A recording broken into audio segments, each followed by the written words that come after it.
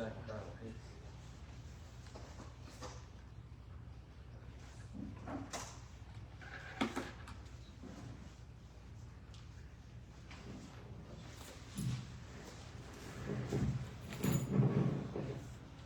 بسم الله الرحمن الرحيم. الحمد لله رب العالمين. صلى الله وسلم وبارك على نبينا محمد وعلى آله وصحبه أجمعين. أما بعد, we continue with our beautiful book, Humility and Prayer, for Salah by Imam Rajab, may Allah have mercy on him. And we continue today, we finish today inshallah, the fourth of the actions that he mentions that are conducive to khushu' in salah, which make us, if we think about these actions, they help us have more humility when we are praying to Allah subhanahu wa ta'ala.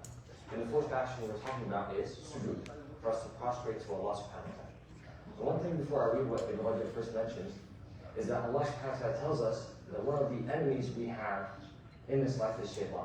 You have your nafs, that's one of the enemies that is trying to make you fall into disobedience.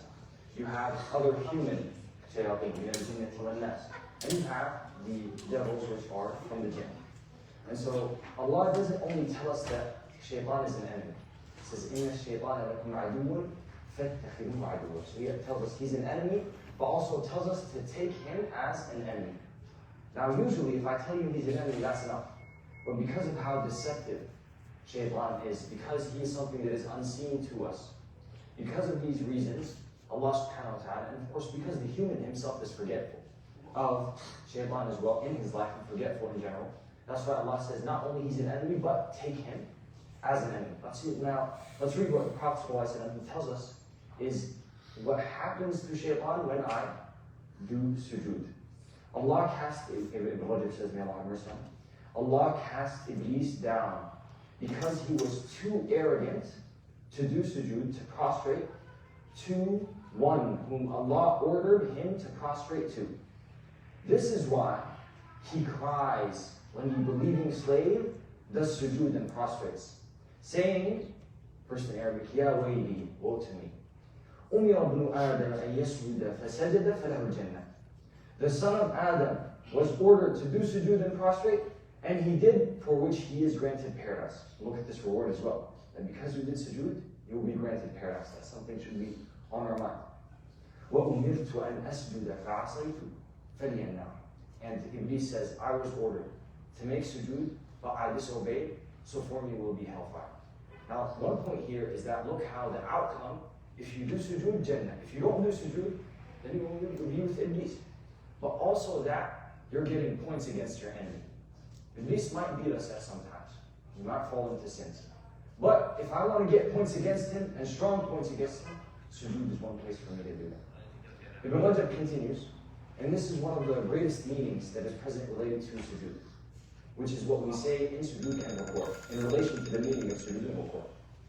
Ibn Rajab says, when in the posture of bowing or prostration, in ruku' or sujood, the slave completes his state of khushu', meekness and subservience to his Lord by describing him with the attributes of might, grandeur, greatness, and highness. So what the Prophet ﷺ ordered us to describe Allah with is further conducive, it further helps us have humility to Allah subhanahu wa ta'ala, the things that we are saying. And you see, subhanAllah, how the meaning of the action and the meaning of the saying, they come together to help with this. So Ibn Rajab says, it is as if the slave is saying, subservience and meekness are descriptions of me, whereas highness, grandeur, and greatness are descriptions of you. It's as though when you're in ruku', when you are bowing to Allah subhanahu wa ta'ala, you are in a state where this is what people do to people that they see as great in this life. But you are bowing to Allah as if you're saying, only you are great, O Allah. Only you are about to. And you say what shows this in your ruku'. You say, Subhanallah, exalted is my Lord the greatest.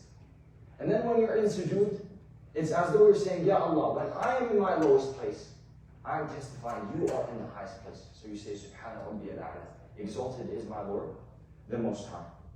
And Rajab says, it is for this reason that it is legislated for the slave to say in his bowing, Subhanallah, glory be to my Lord the Great.